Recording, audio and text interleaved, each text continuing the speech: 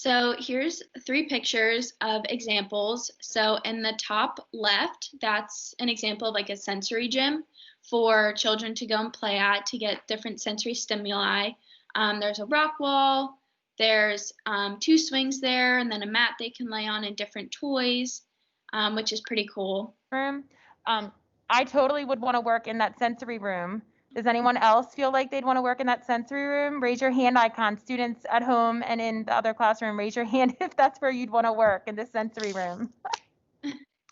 It's like a big playground, right? Yes, it's pretty awesome. They have the swings, bunch of toys. The kids really enjoy it. Don't like kids and want to work with adults, you can use all of these different types of equipment.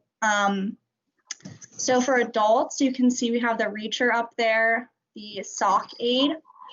We can install different stuff in their house if you do a home evaluation. So you would go to that person's house and kind of see what changes you could make.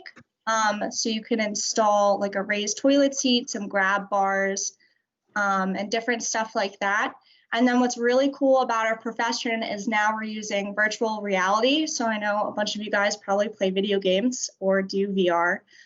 So we can actually get paid for doing VR with adults, which is really super cool. We have different splints. So like Lauren mentioned in hand therapy, we would make these different kind of splints. I know it's really kind of hard to see these. But if you've seen these around, an OT probably made these. And here's another one. Real quick, I was just telling the other students in my classroom from last year when some of your students, I guess, that were in your grade last year came in and they brought those devices. So you're saying the actual occupational therapist has to physically make those adapted devices, right? Yes. So Jenna, do you have the starting thing? Yes, I do. So this is basically, so here's a splint that we make.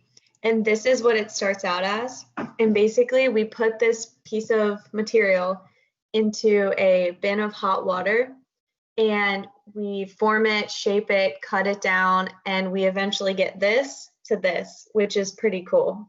And you guys do that obviously because one adaptive device can't always fit every patient, right? Like people are different, our hands are different, that kind of stuff, or whatever extremity you're working for or achieving an adaptive device. So I was just telling my supervisor actually just stopped in and observing your presentation, and I was telling him like I like to build things. So those of you at home that are like creative, this is kind of like merging health careers with like kind of like if you're a crafty kind of person that likes to build things, but you get to build things for healthcare patients. And it's also good for people who like to problem solve, because since everybody is so different, they might have to come up with a totally different solution for person A that maybe it's not been invented yet. So you might turn into be an inventor. Oh, that's also another way to look at it. Yes. Okay, go ahead, girl. Sorry, we were excited over here. But I think this presentation was very informing. Like you said, you saw in the Kahoot, not a lot of them knew what occupational therapy even was, so that's great. And I think there's a need for your presentation for sure.